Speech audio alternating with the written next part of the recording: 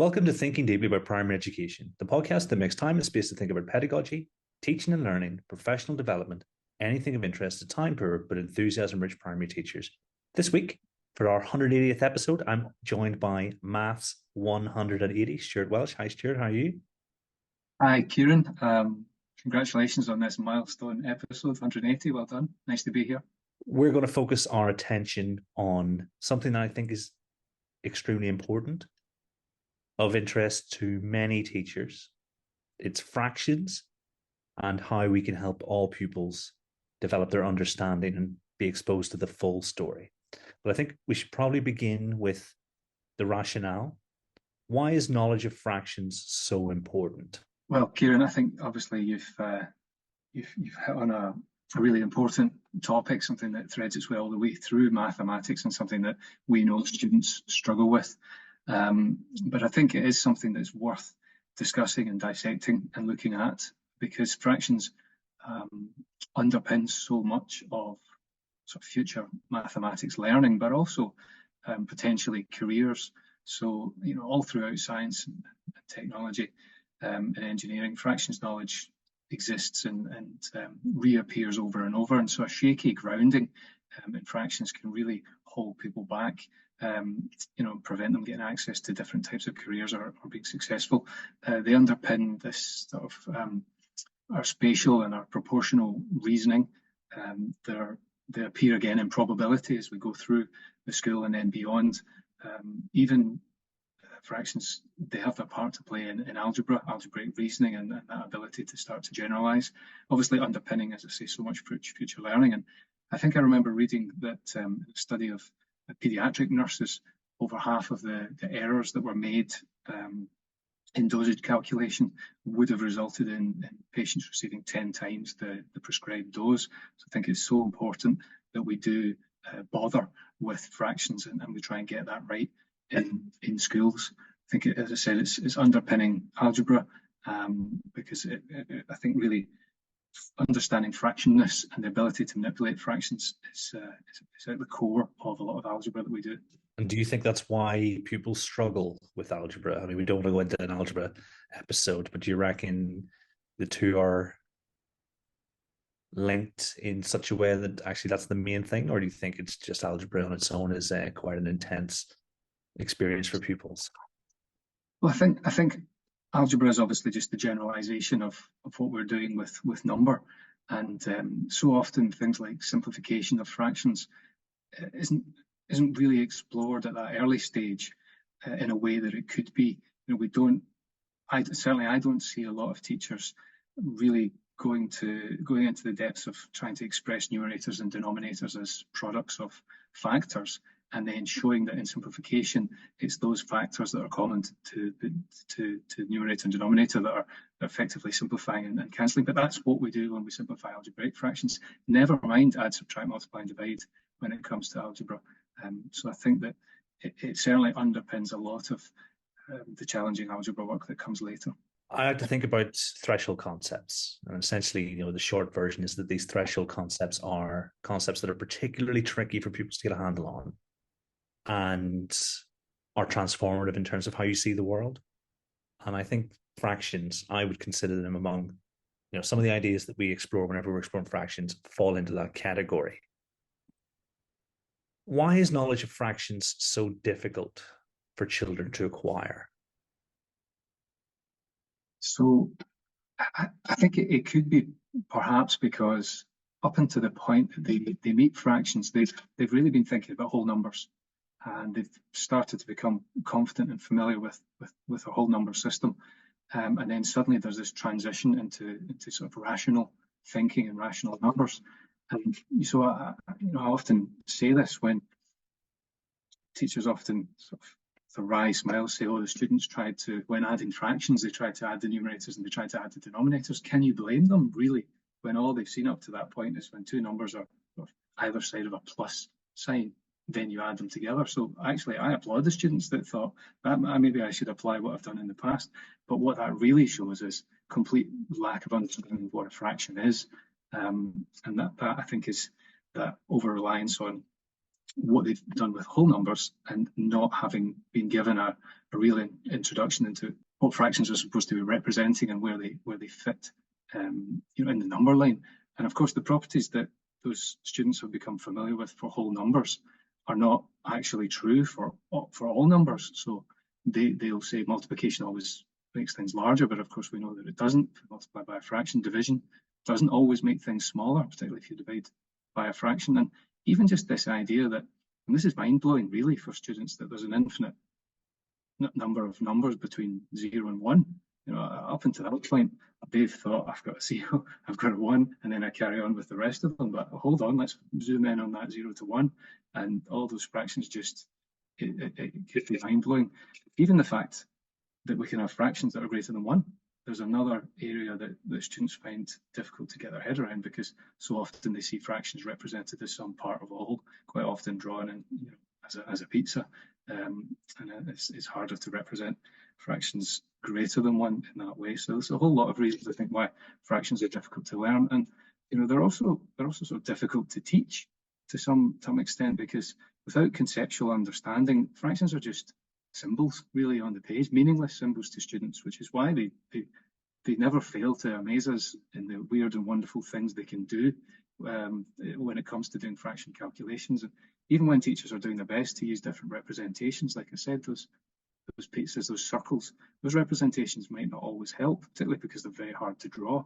I think the formal notation is probably introduced too early, as is quite often the case in a lot of mathematics. This rush to get to the sort of abstract written method is that the sacrifices that we don't build the conceptual understanding because we've gone too quickly and haven't tried to use other representations. And then again, the biggest one probably is that numerators and denominators, they have to come together. They have to come as a pair, because it's only together that they represent something. But so often I think students just see them as two separate numbers, and that classic where you maybe have a fraction like 1/5, and the students think, well, you can just add 1 to the numerator and add 1 to the denominator. That's sort of, you just turn that into sort of 2/6, and that's okay to do things like that. So not appreciating that fraction is an entity in itself. And again, the formal algorithms, calculations, let's try and do all our fraction addition and in fact all 4 operations in the same way. Let's make all these things into improper fractions, and then let's hope that the students can remember that when you divide, you do something horrific like keep flipped change, instead of, you know, really digging into what division by fractions means and giving them that chance to develop that understanding. It's funny you mention the early introduction of notation, because on the back streets of the village that has all the maths educators from the UK in it, there are whispers about how the year 5 fractions is a result of ministerial interference at the time the national curriculum was written. As a secondary teacher, would you prefer that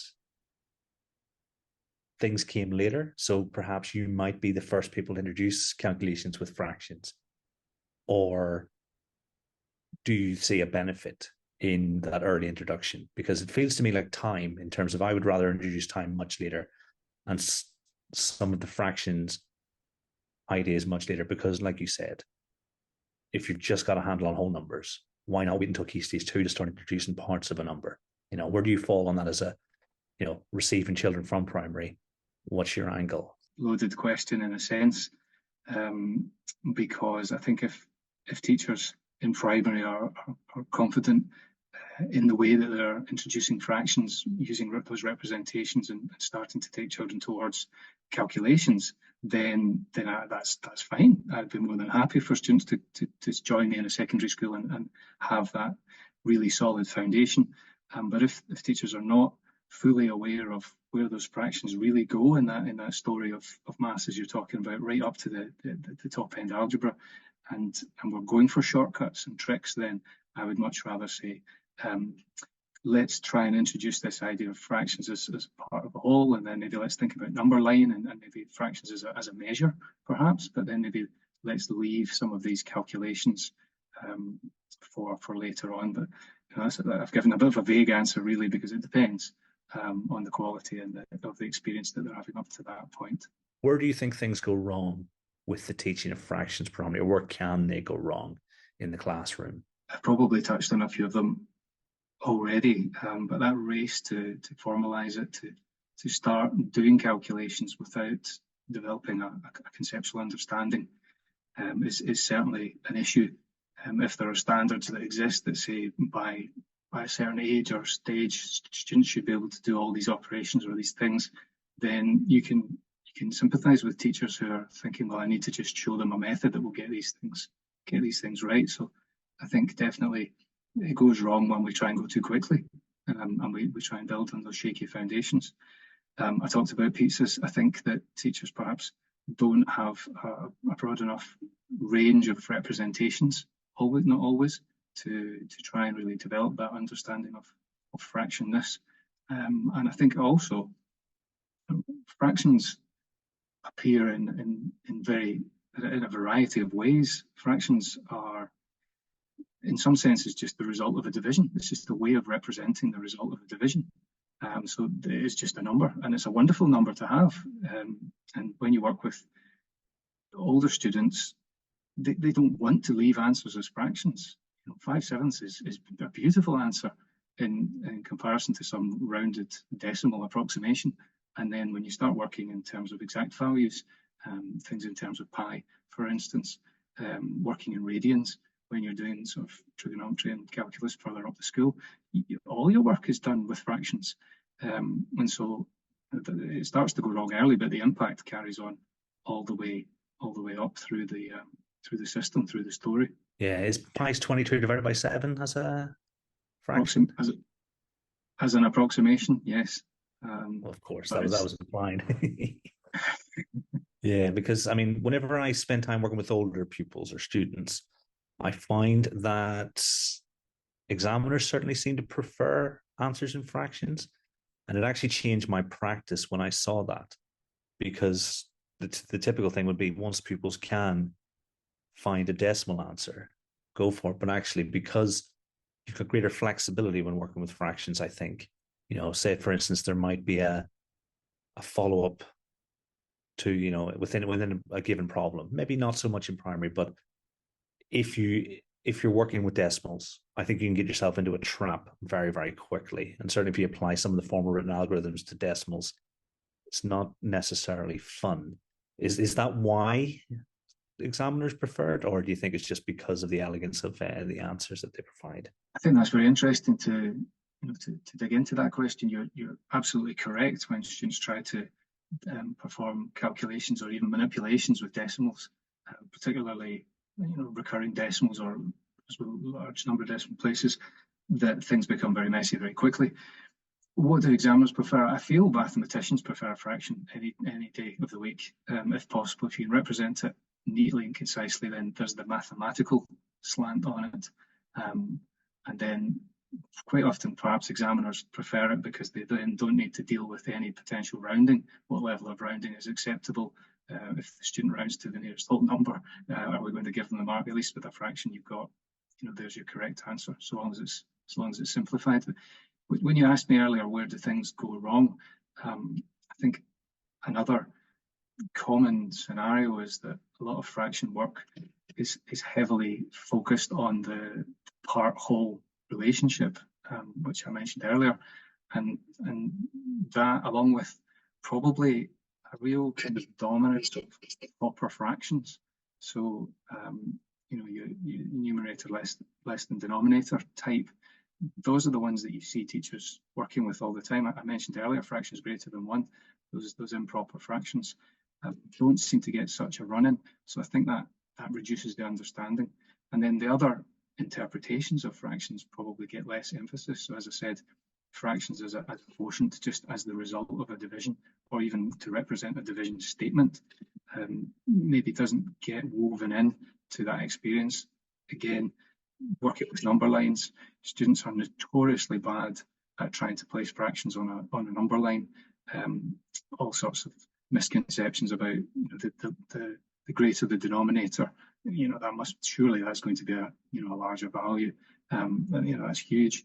And I see this often with students again at the top of school when you're looking to find sort of limits, maximum or minimum values of functions. And if you ever end up feeding fractions into denominators of functions, the students really struggle to figure out, will that become larger overall, will that become smaller value overall? So I think fractions as quotients, and then also this idea of fractions as operators. So finding a fraction of an amount is just another way of weaving fractions in. And again, ratio. So there's another sort of representation of fractions.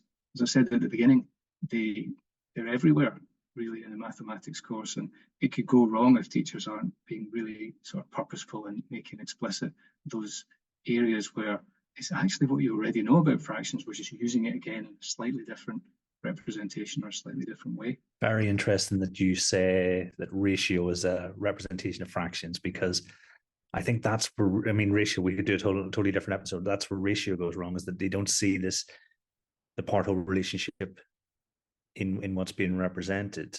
And I think when pupils do see that, and when teachers see that, things are much clearer.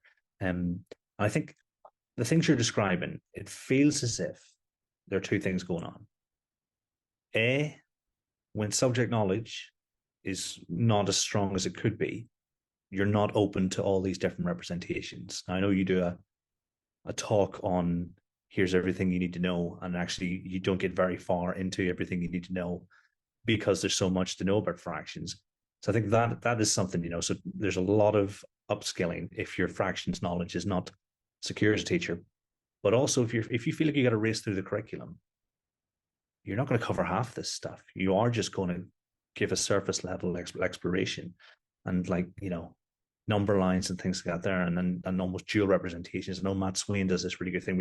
He's got double number lines, and he's got sort of really giving people the chance to compare and say, oh, here's something I'm really secure with. What might that look like in a different way? So it feels like where things can go wrong, they're almost born of these. These are the root causes. And if we're thinking, right, I need to get better at fractions, which there was definitely a point in my career where I had to ask myself that question, what can I do to get better? But equally, what can we do as school leaders to make the time? And I don't think it's having large blocks of fractions learning, like 2 months where all we do is fractions. But if we spin around, that spiral curriculum, fighting against the block curriculum all the time, but we spiral around and we have a little bit and we get more of the story every time we drive past the bus stop or whatever. I think that's where things can start to go right, which leads really nicely into the final question. What can we do as teachers to ensure children are exposed to the full story of fractions? You covered a lot of it, I think, there in your last point. What is it we're trying to do? So we're trying to introduce them to a whole new set of numbers that they haven't met before, but numbers that can be applied and considered and have different roles to play at different stages in the story of mathematics. They're governed by rules, but that we need to be consistent in the way we're talking about fractions, the way that we are explaining those relationships, because it gets very complicated very quickly. So as teachers, you mentioned subject knowledge. It's very important that we do consider deeply where fractions are going to appear and what role they're going to be playing at that stage. So if we spiral, then there's a very good opportunity to sort of drip feed in all the different facets, but at the same time thinking about how do we show that they're still connected, that this is the same idea, but it's just being viewed from a different angle, from a different standpoint. And I think we need to be working hard on our representations. We need to be still giving students the opportunity to essentially see and to almost feel fractions in the context of the other numbers that they're familiar with, so that they can get that better appreciation, that deeper appreciation. And I think when it comes to calculations, we really should be separating as far as we can, moving these things away from each other, so that we don't do a sort of 4 operations with fractions unit. I think that is that's a disaster waiting to happen. That's a little bit like teaching perimeter and area at the same time as well. It feels like they should be related, but actually all we do is bring confusion. So stop separating those things out. We should also consider, so often you see fraction calculations done with relatively small values and sort of straightforward numbers, but we should try and include in there the power of fractions for larger unruly numbers, because quite often when you've got teachers that find a class, and again this is based on my own experience and my own observations, but it tends to be some of these lower sets in secondary where the teacher says, well, for all fraction calculations, we're always going to convert these fractions into improper, like I mentioned earlier. And I'll say to the teachers, but why? Because if you're asking them to add 17 and 2/9 plus 19 and 5/8 or something, they're going to have a huge wrestle to convert those things into improper. Just add those whole numbers. And the response is always the same. Well, that confuses them. That confuses them because when it comes to multiplication and division, then we do want to make them improper. And what is also missing when it comes to multiplication and division is this idea of looking for simplification before we multiply by finding common factors. Our good friend Johnny Hall talks about prime factors. I think he dreams about prime factors actually. And that's a great opportunity to look at how can you reduce those fractions down before you do calculations. And that is at the essence of being an efficient mathematician, not just with fractions, but all the time looking to say, how can I make these numbers, how can I work these numbers in my favor?